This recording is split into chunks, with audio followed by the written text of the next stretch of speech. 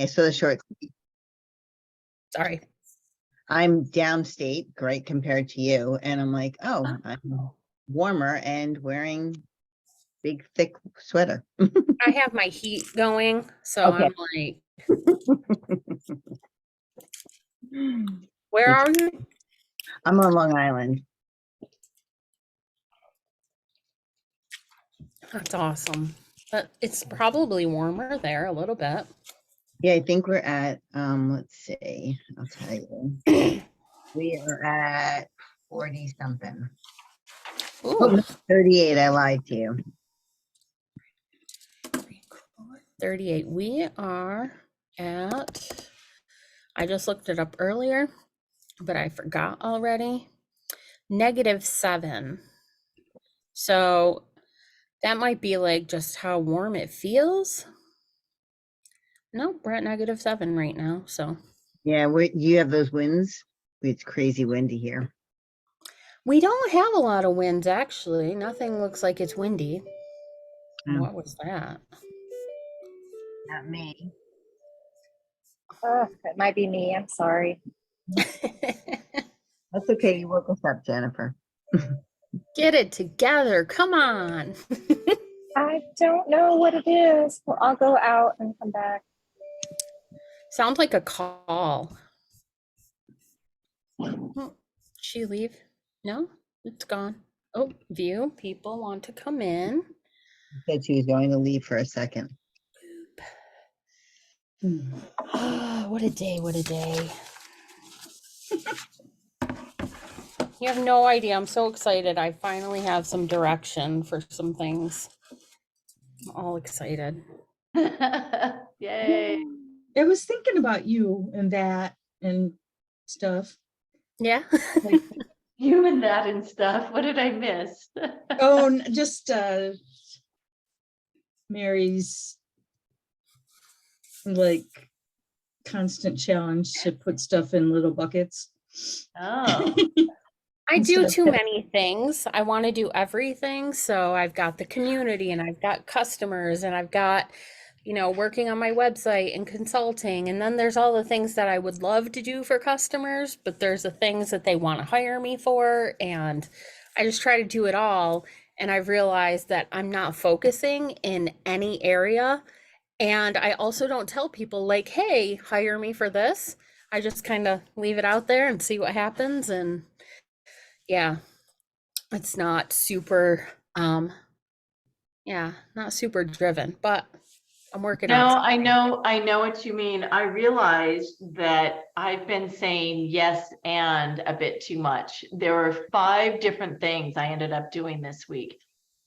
I did an interview for Customer Success Middle East. I did a webinar for CS Insider. I did an evening event for Churn Zero. I did a webinar with Staircase AI.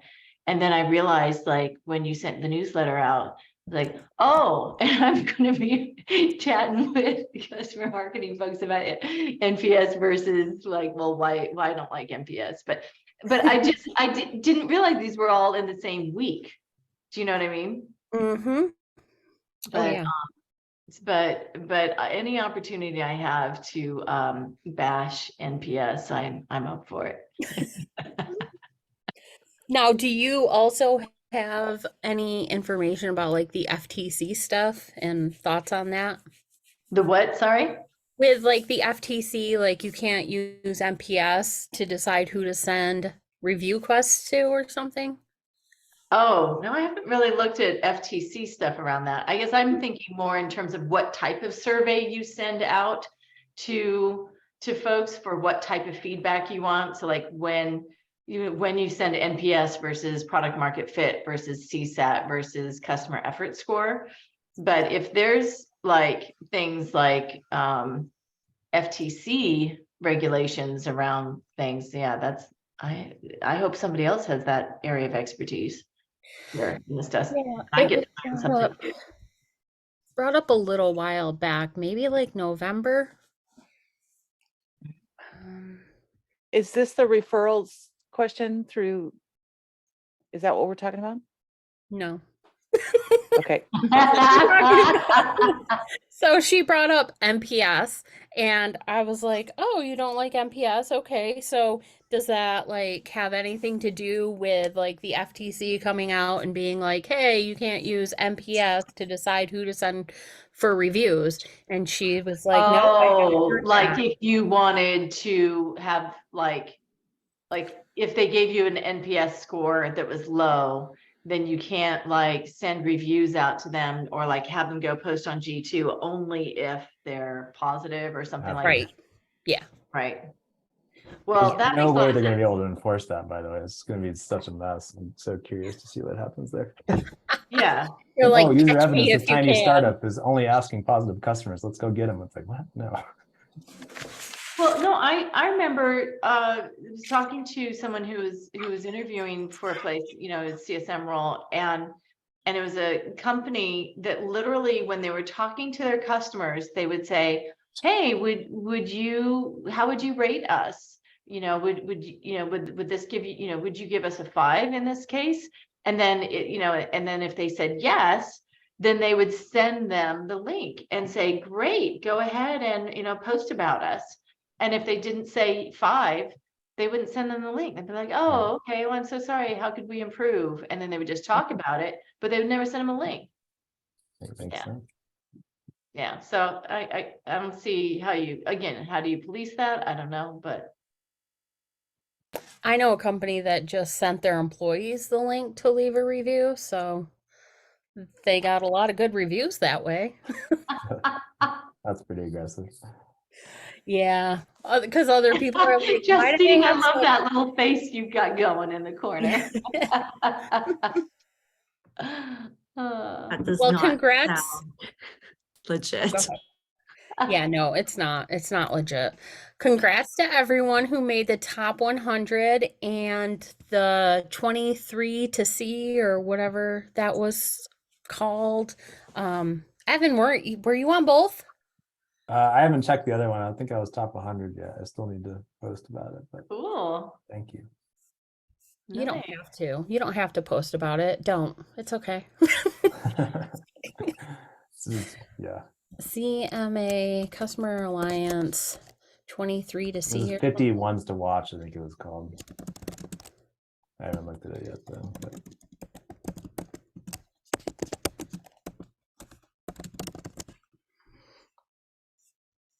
Yeah, lots of things going on this week. There's a new mentoring program. And Which there is mentoring program are you talking about? who asked? I did. I was Oh, okay. like Women in Customer Success is doing a new one called Power Up, but Oh. that's kind of more CS oriented, but maybe you're talking a little more customer marketing oriented. Yeah, customer marketing oriented. There are 6 people that are going to be That's- mentors. From my understanding so far, they have right around 40-ish people signed up to be mentees. So Wow. it's Yeah. a year-long program. Yes, yes, yes. I think Who's you're the talking they? about the one that Yeah, you. Jen, Right. with Dave and Hugh and Jenny, myself, Jen, and Lauren. I got them all. I was the last one on the. I was a random last minute ad. So yes, that's the 6, I believe that. And it's completely a grassroots, kind of started thing. Just sort of saw a need in the space because a lot of us do it anyway, right? Off the Yeah. side of our desks and trying to help people where we can, especially right now, with jobs and, resources and stuff like that. So we thought, so it was Jen Szynski who said, let's maybe formalize it a little bit and see if we can kind of pilot run this. And yeah, 1-year program where we're splitting up based on geography and then also what the mentees want to get out of it. And then it's a once a month, commitment to try to help. It is structured mostly for those that are new to this space. Although I had a couple of people reach out who said, hey, I've been out of the workforce for a while, or, you know, I want to get back into it or get into customer marketing. So that works too. But that's sort of the target audience. And it appears, and since it's in 36 hours or whatever, since it was announced, I think we're almost at capacity for what we feel we can do in the first year. So there's your recap, Mary. Are you Thank doing you. those in sort of buckets, like groups, like a mentorship cohort? Yes, Oh, I was gonna cohorts. say, yeah. Yeah. If you're doing Gotcha. all those one-on-one like Not that. one, yeah, no, cohorts, definitely cohorts. We're so, and it kind of, so geography for time zones, right? To make it because Jen is in EMEA time zone, and then here in the US trying to make those alignments. But then yes, it'll be cohorts, and then it's a once a month like live session. And then as mentors, we've, you know, like emails and messages and stuff like that, you know, that's fine. But otherwise it would be, Yeah. I don't know, there aren't enough hours in the day. You Yeah. might want to just start a Slack channel for it. And then not only can you have folks within each of the cohorts interact and help each other, but then across cohorts, they can help and That post and that's share. the hope, yeah, to let the group vote. I mean, Slack will probably be, I can't imagine why it wouldn't be, so that they can talk to each other as Yeah. well. And then I think we're going to do a couple of like rotations where it's kind of like joint, you know, mix and match kind of thing, but otherwise they'll stick with their cohort throughout. What But do yeah, you consider capacity? I'm not sure what Jen is leading the charge on that. I know she has some numbers. She did some crunching on what she thought would be, you know, but I want to say something like, there's 6 of us. So not to exceed like 8 in each cohort, because otherwise then it gets difficult, right? To have that personal Yeah. approach. Yeah, that'd be interesting. And if there's anything I can help with, like the Slack channel or anything else, let me know. Sweet, Because thank you. Might hit I you had up on tried that. to set up a mentorship thing before, but I only had like 3 or 4 people that signed up for being a mentee. And then one person that was interested in being a mentor. So I probably did not promote it well enough, but it seems like there's a lot of people interested in this, so it'll be Well, it fun. could just be married to like the right time, right? Right Oh, place, right yeah. time kind of thing, where right now, either, you know, looking for work or new people coming Mhm. into the space. But I appreciate your offer. I may definitely reach Yeah. out and ask. And if this, and we've had people too have said like, oh, I could raise my hand and mentor. So I think the goal is like, look at this in 6 months, and if it's proving Yeah. successful, maybe get a rolling kind of thing going so that it's, you know, we start at the beginning of the year with one, then we do a mid, and so it's a consistent, you Yeah, know, yeah. evolution. Yeah. There's one for the community, not common room, uncommunity, I don't know, something like that. And they do it one every quarter. It's not good. People don't stay on top of it. I've done it where I've been the mentor and I'm like, hey, I'll talk to someone every week if you want. And they'll only do like one call a month. There's um not a lot of mentoring. Like they just don't really get into it. I think they just like everybody who wants to get in, they let them in and they assign them someone and then it just falls apart from there. But And um there's a difference, right, between like, you know, hey, we hop on a call and we shoot like this, like we all learn from each other and things like that, but we're not mentoring each other, right? I always see mentoring as there's some structure around it. There's some homework, there's some takeaways, there's things that you have to do as part of the mhm, program. It's an active, not a passive, you know, kind of situation. So that's my piece that I'm yeah. supposed to bring to the table and contribute, is kind of the, how do we have some consistency? Like, I don't like the term homework, but you know, things you can do to work on when you're not on a call so that when you come back, you've done some growing and learning on your own. Yeah, I think that's really important because we learn a lot of things like in these calls too, and it's so easy to not implement them. So if you have somebody with that accountability, that's a huge part of it. I just want to remind everyone this is recorded, so keep that in mind. I hit record before you all jumped on, so you didn't hear the little reminder. And oh, I saw Customer Marketing Alliance is starting a monthly coffee break. So check that out because it could be great. Who knows?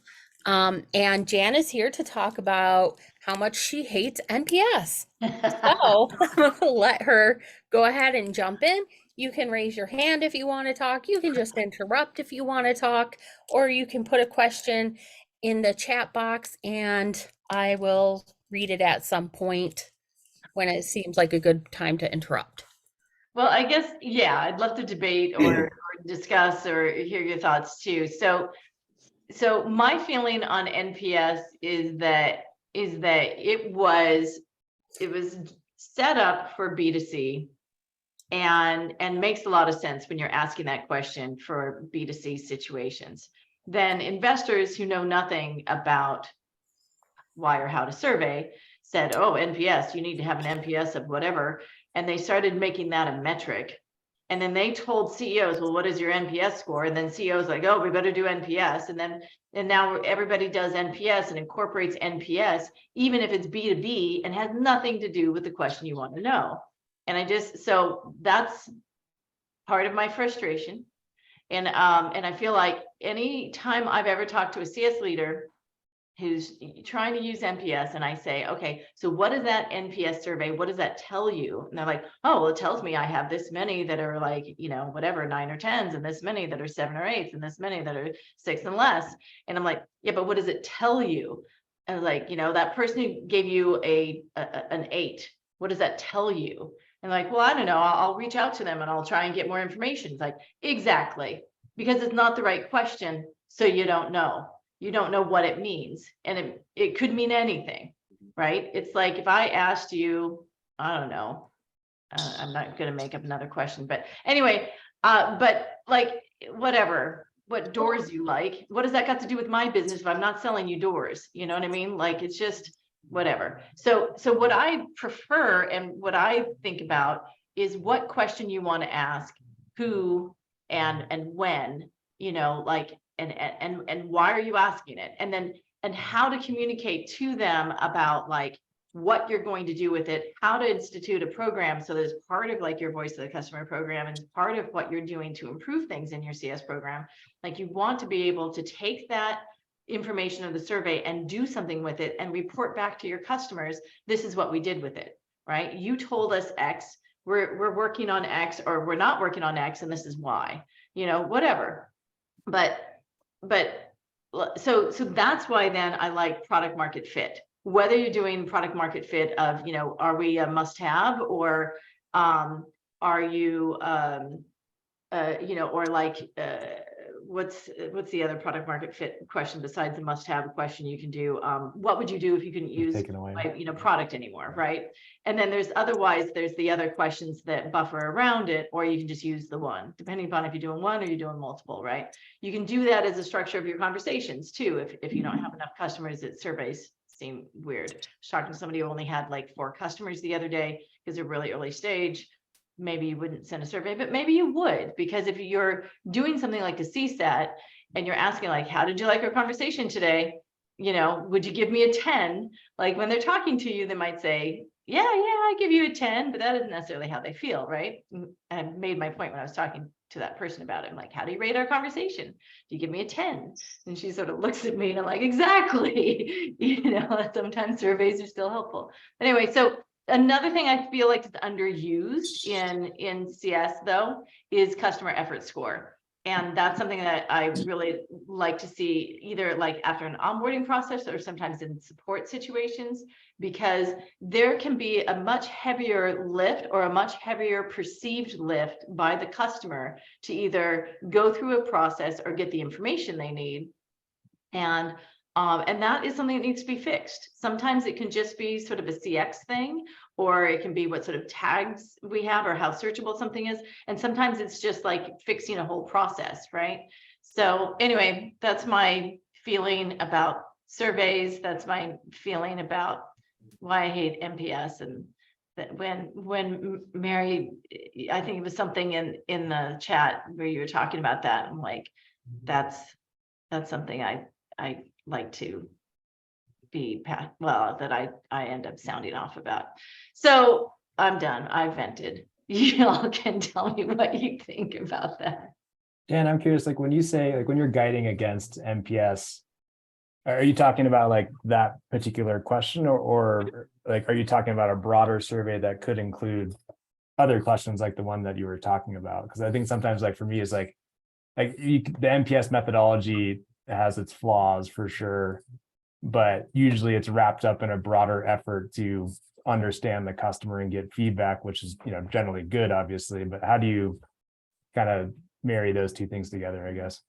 Yeah, well, certainly I like asking questions of the customers, and I like surveys. So I have nothing against surveys. And I think that doing surveys versus when you're doing conversations, they give you different things, because sometimes people feel like you get more nuanced information when you're digging into an interview questions, and you get sometimes more honest feedback in a way when you're doing the surveys.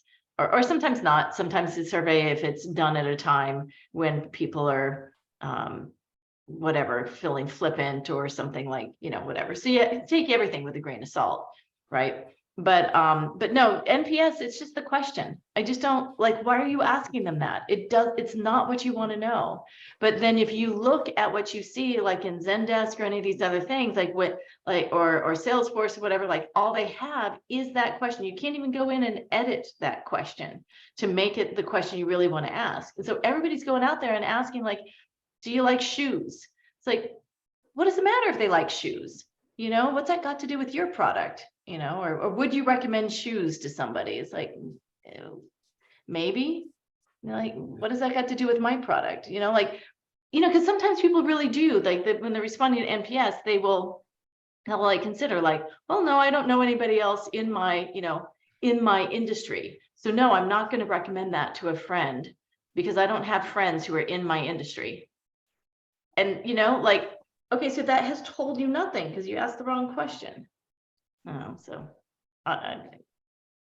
that's my favorite nasty question. Would you recommend this to a friend? It's like, yeah, no, I don't sit around talking with my friends about your application or your product. yeah. You know, we don't normally just, I don't normally just bring up, oh, look, I found this great thing today at work. Right. Like, of course, I'm not recommending it to a friend, you know, because my friends don't need that product. But so asking them that, like, look, that's great. If you're Nike and you want to know if somebody's, you know, if your shoes are going to be viral, yeah, like, definitely ask them, would you recommend these shoes to a friend? That makes sense. That's the right question. Isn't that sort of taking it to literal approach to the question? I mean, if it's a B2B, how likely are you to recommend us to a colleague or another company or something? Another company, yeah, sure. So, but you don't get to change it. It's always like, would you recommend us to a friend? That's the NPS question. So why not just like figure out how to get that changed or put more flexibility into it rather than like ditch the whole measurement? I mean, unless it's not valuable to hear if somebody would recommend your product to somebody else. But it's that NPS is that question. That is what NPS is. Like, product market fit is a different question. And right. If somebody says that you're not a must-have, or if that you're a must-have, or if they say that you that they would not be, like, they'd be extremely upset, like, that is different, because then you want to have at least 40% who say you're a must-have, or 40% who say that you that they would be very upset if they couldn't use your product, right? That's the whole point, is by asking a different question, you have different metrics that indicate if it's good or bad. Because that's why, like with NPS, for B2C virality, you know, of if my Nike shoes are going to be popular, you want to know like 9 to 10 is good, 7 to 8 is okay, and 6 and less is actually detractor. That's because that's what that question is, and that's what NPS is, right? But that's a B2C situation, and understanding if that type of product is going viral. So that's why then, depending upon your question is, what your scale is different, right? That's why you Sure. don't use NPS. That's why you use product market fit, or you use CSAT, or you use customer effort score, or some other question. They're all just survey questions. Leslie had something she wanted to add to the conversation too. Yes. Thanks, Mary. Hello, everyone. Hi. Hey. So I lowered my hand because I realized this is going to be a horrible story. Because I don't have any data to back me up. So 2020 rolls around. We have a new CCO, and she is like, I want to shake things up with NPS. And at this point, like NPS has been rocking and rolling. I love it. I'm getting so many G2 reviews, so many advocates. I love it. And she's like, oh, I want to shake it up. And I was so against it. But we're just going to go ahead and do what she wants, just try it. And we partnered with SurveyMonkey, and we created our own survey. She wanted like 9 questions or something, and I think we got her down to 5, and where we could really like dig in. Is she kept the traditional question, which I agree with you sucks, but we were able to capture more data, and we routed it all back to Salesforce, and the reports that we were able to present to the company from those additional questions, it all turned out to be so lovely and so much more information than we've ever had before. So, and it's like, why can't anybody just shake it up, put whatever they want on a survey? But Sometimes you can. Yeah. I think that's right. I think like NPS for the average like B2B person is now, like there is a specific NPS question, to Jan's point. And if you read the link that Ari says, I think most of us have kind of like departed from that literal interpretation of the question to now use NPS as kind of a categorical term to refer to lots of different types of feedback collection, which are generally good and helpful. So it's like, it's tough when these questions come up, because like the average person thinks like, are we talking about, is feedback collection bad? When some people are talking about, no, like the specific wording of the NPS question is bad, which is totally fair. Well, but I think when you're reporting up to the board is asking, what is your NPS score? And they expect it to be in that 1 to 10. And they want to hear how many 9s and 10s you got, how many 7s and 8s you got. And then the 6 below are detractors, right? So like, that's what they're expecting. If you ask some other question, like if you ask product market fit question, and you put it in a 1 to 10, it's not going to fit in that way, right? So you can't report back to them your NPS score, right, in the same way. So they might still be looking for something, and they want to understand. All they know is the 9 to 10, 7 to 8, 6 or less. That's all they know. Right, yeah. For that NPS score. So if you call it NPS and then it's something different, it may not be that 6 or less is detractor, depending upon what question you ask. I do agree with what Leslie said, and you as well. As it's like there's a missed opportunity when it's just an NPS question, and there's like that touch point to that customer could be so valuable, and there's so much more interesting information that you could do a bunch of cool stuff with. So yeah, every time I see just a purely NPS survey, it's like, oh man, there's an opportunity to find out more, I will say the lesson that we learned on the negative was the flow is so important as well. Like having it be in platform and just have it show up, and they're having a good day and they're like, yes, I'll give it, and I'll maybe give you some comments. You get a lot more information, or not information, but you get a lot more responses that way. Similarly, if you're not pushing it in app, but you have a trigger to send an email if no response in app. And then the email, having it kind of like embedded in the email is like really cool too. And you'll get more responses that way. Having a link out to a Survey Monkey with 5 more questions? No, like I was so thankful for the people that responded, but whoa, like a lot less responses for sure. They just dropped off. Did you just do one, or did you ever follow up and do the survey again? Not that way. Thank you. I'll have to jump with. Love the conversation. Appreciate it. Yeah. What? Sorry, Yeah. Leslie. I didn't feel like I was going to cut you off there on your. No. We still continued with SurveyMonkey because we loved how to like chop up that data and present it in their cool charts that they have. But we got rid of the additional questions because we weren't getting enough survey responses. It worked because with the small sample size that we did have, we're able to like get meaty information for the board, but that was kind of like a one and done situation. I was just going to chime in, and I do not disagree. Okay, first, I agree that like NPS is very limiting, right? But I think it's important to also remember, like, why did it come to be? And essentially, I think it came to be because it was a mechanism of standardization, right?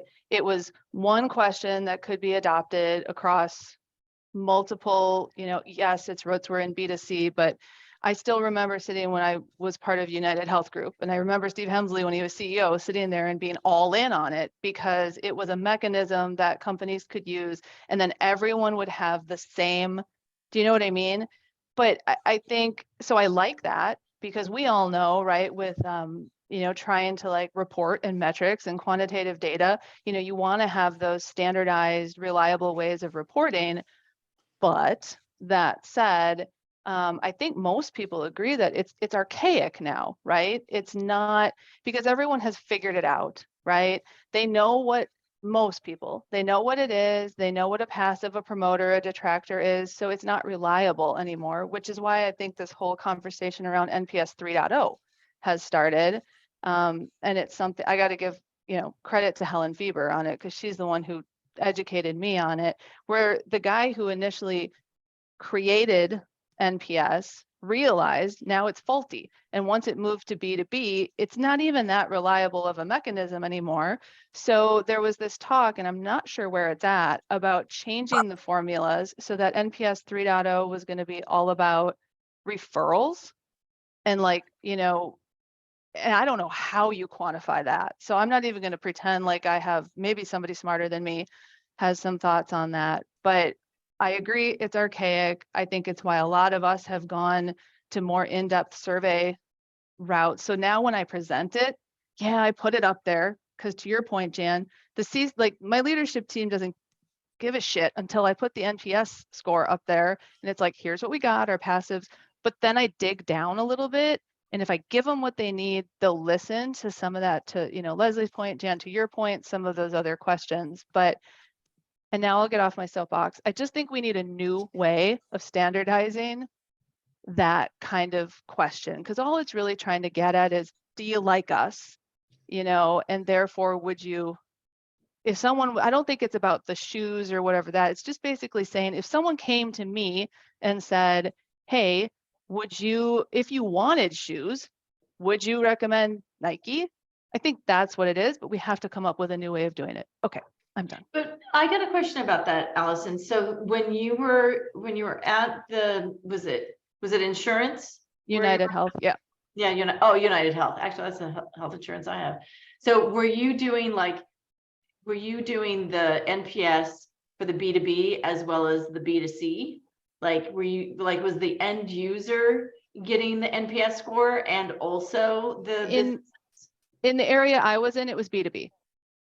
Mm. It was us asking so I worked in the employer segment. So it would be like, big employers that are purchasing an insurance plan for their employees, right? So it was a B2B survey. Would you recommend us to other enterprises as a good carrier for health benefits? Okay, but so then you also specifically, you were able to change it and say to other enterprises. No, I like think the question remained the same, but I was just clarifying that, yeah, I didn't, wasn't part of the B2C, which is an arm of the business, just not where I focused. Right, but even like with the way it was phrased, it wasn't actually, would you recommend us to other enterprises? It was, would you recommend us to? Would you recommend? Yep. Yeah. Because I think that's the standardization, as far as I know, right? Like that's the question. That's the question. Yeah. How many people actually read that question anymore? To your point, Allison, I think it's more of a, do you like us or not? And on a scale of 1 to 10, how much do you like us? Yep. And it's not even about the products half the time, it's about their account team. Usually, if you have a solid part of the problem CS, with CSAT, right? Because at the end of a support interaction, you say, were you satisfied? It could be, that it's then taken to be if they were satisfied, like in some cases, support techs are rated or provided bonuses based upon their CSAT score. It's like, well, wait a minute. What if they just didn't like that your product can't do this? I think there's a difference, between, are you satisfied with the product or were you satisfied with my level of service? And, I actually don't disagree. When I was leading a support team as an interim VP of CS last year, I made them change the question and do the 2 separate questions so that we could find out who's upset with the product and who's upset with the person. Because anyway. You got a lot less. Like Did you get a lot fewer responses? Well, we had it where it was embedded in the email. And so it was more about training the customer to switch over to doing that because they were used to getting the separate email on it. So it required change management. So that comes to my next first question. If you're moving or you want to move from NPS, what does that change management look like to, one, get people on your team, in your leadership, in your company, your C-suite and investors? Like, how do you roll that out? Is it by starting with keeping it and doing better metrics, or what would you suggest? Is that question to me? Yeah.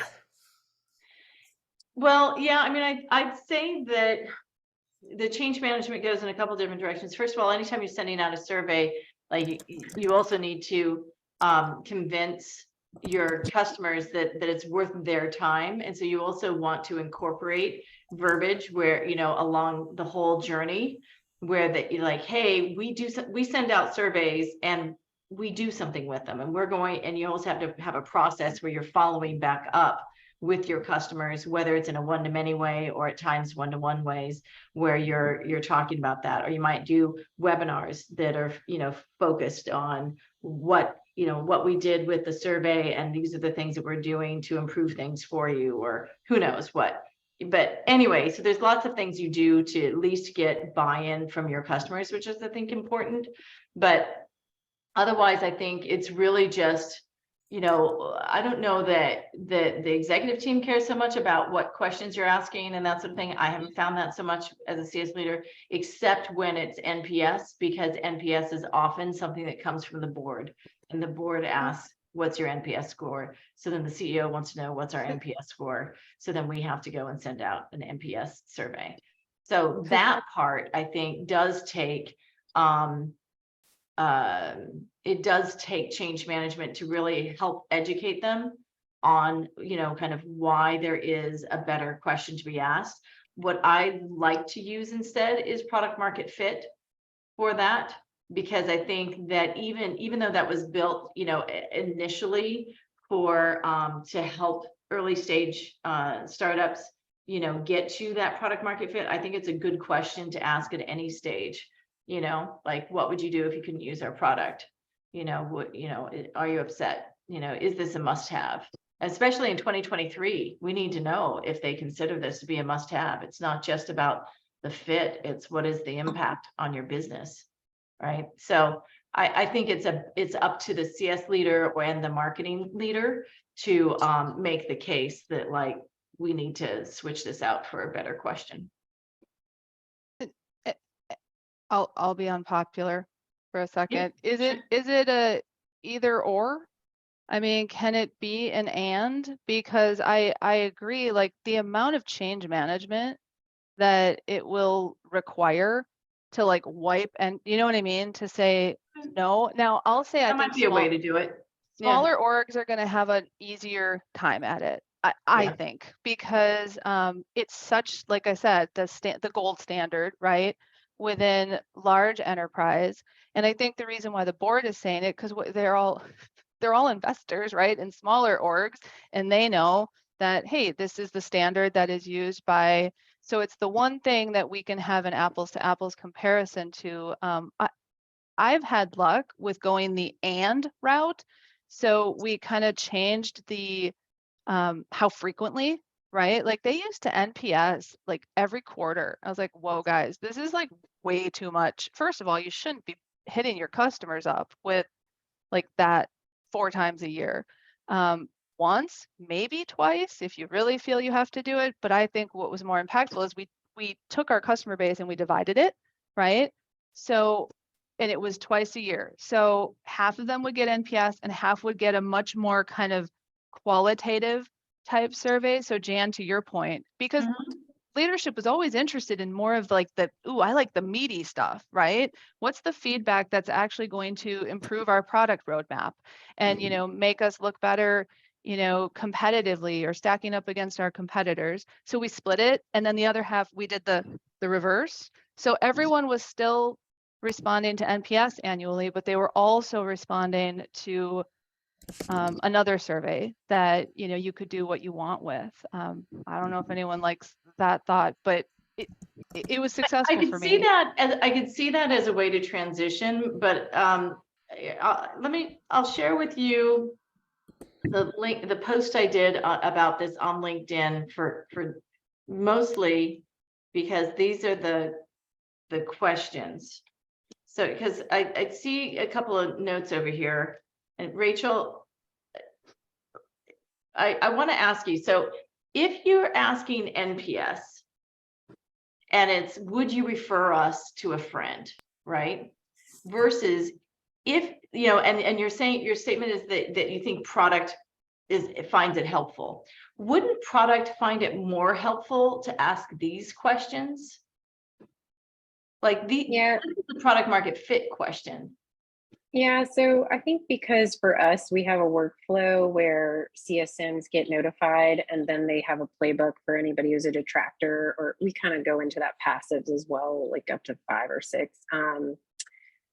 We get a pretty good response rate. And so the CSMs are able to dig into those lower scores and figure out what's going on, which is feedback they then pass to product. Sure. And that's what's required if you're asking the wrong question, right? Because if without that playbook where they go and ask them and talk to them, you have zip. But true. Because they don't ever write in the comments. They like click the button and move on, which is what I do too when I fill out NPSs. Right. But if you ask these questions instead, or if you ask sort of the primary question, which is number 2 here, how would you feel if you could no longer use our product? Like that would still be more relevant to me. Anyway, I don't know. I guess I just feel like we have built processes to be able to use NPS, no doubt. And there are playbooks so that the CSMs go and ask those questions, no doubt. But it just seems like if you ask the right question, it might be more useful. If you ask these questions, and these are the basis of what you're going to report up to whoever, with how do you demonstrate likelihood of growth or retention or any of those like important things that we're always talking about? I mean, I like these questions, they're good questions, but how does that turn into something that upper management is going to care about? Right. So first of all, I should just clarify, these aren't open text questions. You have like a scale of like, I feel, I would feel horrible, sort of, that's not the word, but anyway, so like like a 1 to 5. yeah, sort of essentially. like 1 to Okay. 5, or something like that. You can make it I 1 to see. 7, 1 to 10, whatever. But like there's like if and also in this link, the LinkedIn post, there's a link to some resources that can get you more information about it. But So you're saying replace one of these questions with your would you recommend us question? so if you were going to have the would you recommend us question, like you only want to have one question to replace, then you would use number 2.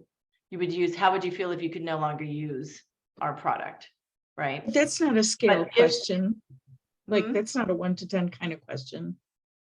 You can make it though. What you do is you Oh, have it where the one answer is I extremely disappointed is at one end, and I'm okay about it at the other end, or it makes that, or I no longer use your product is technically at the other end, and just before that is I'm okay, I don't need to, kind of thing, right?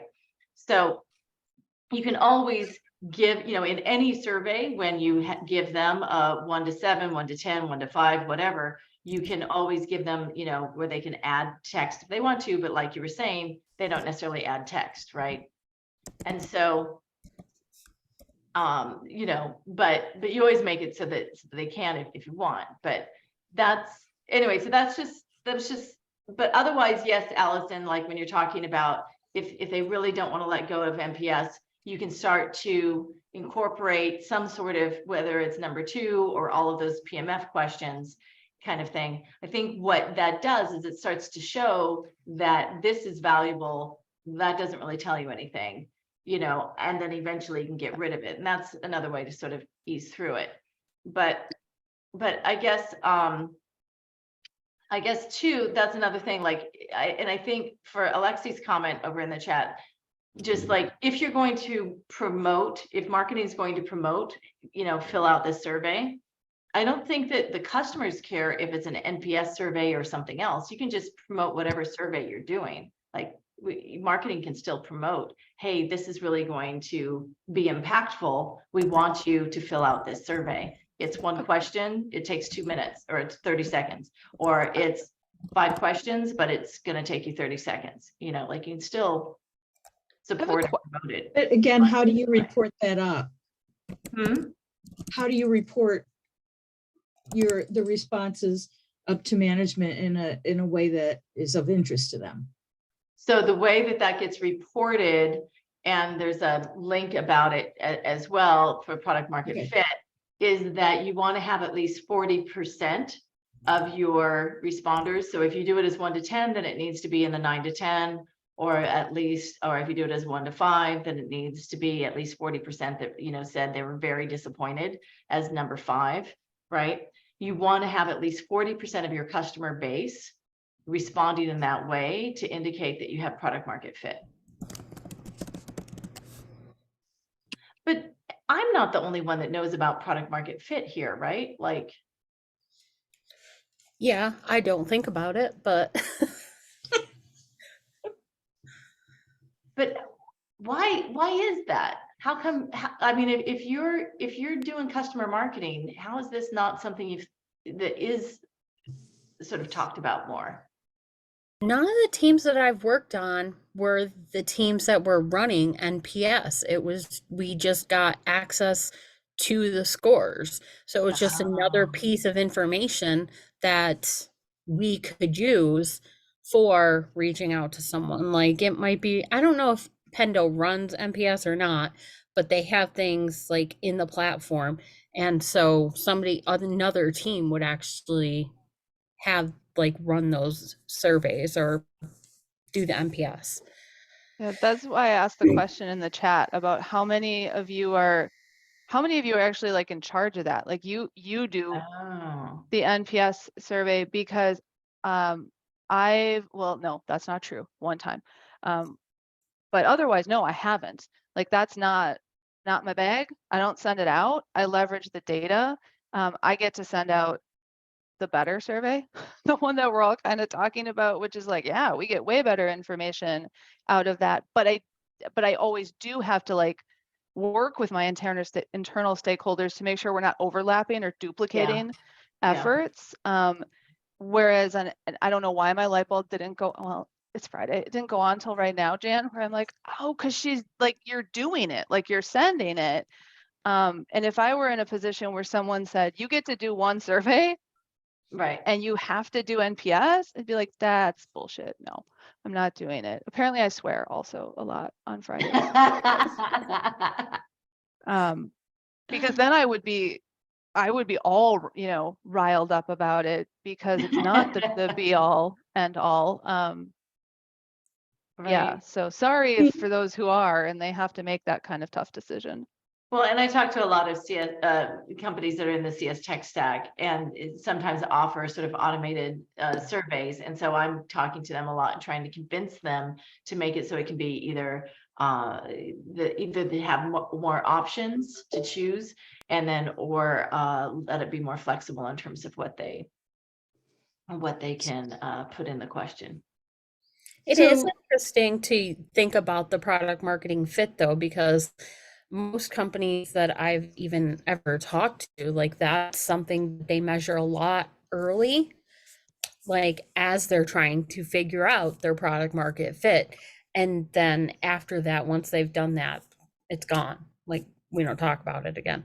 So But I think it's still a relevant question to ask. Yeah. But does product market fit imply that the product's working well, or hi kitty, that the product's working well, or that your customers like the product? I mean, it's in theory a fit for the market. It does those things the market needs it to do, but doesn't it matter more whether your customers are effectively using it and like using it? Well, you can also look at usage, right? Yeah. I mean, so like there's a number of ways to get at usage and sentiment. There's also like a lot of AI and ML tools out there now that are gathering all of the conversations and things like that to emails, Zoom, things like that, and then analyzing the customer sentiment. So like you can also do surveys for customer sentiment, but basically I don't know, if you go back, I think those questions kind of get to it, right? In terms of if they like using your product, in terms of the sentiment associated with it. How would you When you feel break if it you didn't know down what like you're that. using the product? What would Sure. you likely use as an alternative? What's the primary Yeah. fit that you've received from our product? Here- And then it says, have you ever recommended our product? Right? And what can we improve to better meet your needs? Like those are basically. Right. I mean, I would here's a vote for for this, Jan, and for what you're saying. Like these questions are, I mean, really like guideposts for everything like customer marketing and advocacy, right? Because it gets at more qualitative feedback. It gets at the kind of stuff that I think is meatier, but it also gets at so much kind of like, well, how does somebody feel? Where would an advocate really shine? Because I'm just looking at these questions again, and it's like, okay, are they good for a product focus group? Would they be good for, I mean, you could draw some pretty intelligent conclusions from this stuff as a CMA professional. And for that reason, that's why I like using this kind of stuff, because it's not even about, I'm all about how many birds with one stone, right? Mhm. So Well, yeah, and that's the other thing too, is then you can use it for your interview questions to get more insights. That's what I use, you know, these and then a couple of others depending, so that I can kind of get some of that out of the customer interview beyond just, yes, my goal is to get their story and all of that good stuff. But I'm also trying to feel out where else are they going to shine, or what can I offer them that is going to resonate without even having to ask. We just know based on how they answer those questions. I love that you bring that up because I'm thinking about doing a series of calls on the data and information you collect around your advocates. And I think all of those things, because a lot of people don't collect that information. Like, I try to categorize them by the 4 types of advocates to give me a guideline to Yeah. start. And then, you know, if I know, like, one says, oh, I really like getting Airbnb cards, or like all these different things. And I actually told Rob I don't know, he's not influitive, that I tend to have my own CRM where I keep track of these things because I can't put it all in Salesforce or whatever else is the reason. And I want to be able to have that information so I can segment and personalize and scale what I'm working on. So I'm glad you brought that up, because those questions are really good for that too. Well, and I just went ahead and posted some links to some more information about it, because I guess I thought that like this would be something more well-known over in the customer marketing world, but so I thought maybe you'd have more of the background on it, and mostly we would all just commiserate together. Well, I don't think that we don't necessarily know all, Okay. some of it, but I think this is still a good call because, one, people were obviously interested enough to hop on, and we did learn some things about how to go about our surveys for the future, and by everyone jumping off. So I think it was helpful. And, a lot of times it's the after downloads and views that these things get that are even more for the community. So Well, I'm going to just jump in here. This has actually been really great for me because I'm fairly new to the thing, right? I'm familiar with product market fit and I'm familiar with NPS. And I'll be honest with you, like I had somebody just yesterday say, hey, I want to do NPS. I want to do NPS here. And I'm like, okay. And didn't even think about, right? Like didn't even think about, well, maybe there's a better application. Maybe there's a whatever, like they ask for it by name. You're like, all right, that makes sense. Like I can understand why he would want to do that, but maybe there's a better way. And I'll be honest with you, I didn't even think about it. So, so I don't know. We're only capable of thinking about so much during the week. So if it gets to midday Thursday, you're not supposed to think anymore. I like that. Thank you. I'll tell my boss you give me permission. He'd be fine. He'd be like, yeah, I agree. Go, don't think about that. No, but I think, yeah, so this is good even just to have the conversation. All right. Well, I'm glad. Sorry, I came in all fired up and charged up about it. I mean, especially if mostly what I need to be doing is talking to CS leaders, I'll continue banging the drum. No, you're doing good. We talk to CS leaders too all the time. They likely want to ignore us, but we do talk to them. Just I don't kidding. like that. That's not nice. All right. So now everybody just go ahead and pop your number in for your NPS for this call for Jan showing up. Exactly. Would you recommend me to a friend? Yes. Yes. For sure. I'll give you a solid 7.5. No. Yeah, right? Right? No, This is not such a bad score, but yes, 10 for sure. 10 for sure. Yeah, so we're at the end today. That went really fast. I have no idea. Next week, I think we're talking to Ashley Ward, who's going to talk to us about customer programs, which I'm really excited about because it's all those small little phone call series and communities and user groups. All of those things fall into customer programs. So it'll be a great call. She's done a bit of this topic before in a presentation and for another group. So I know she's put a lot of thought into it, and that's about all I have for this week. So thank you all for coming. Thank you, Jan, for coming again, and see you all soon. I hope I can Thank come next you. week. That sounds Have a good really weekend. interesting. All right. Have a good one. You too. Bye. Bye.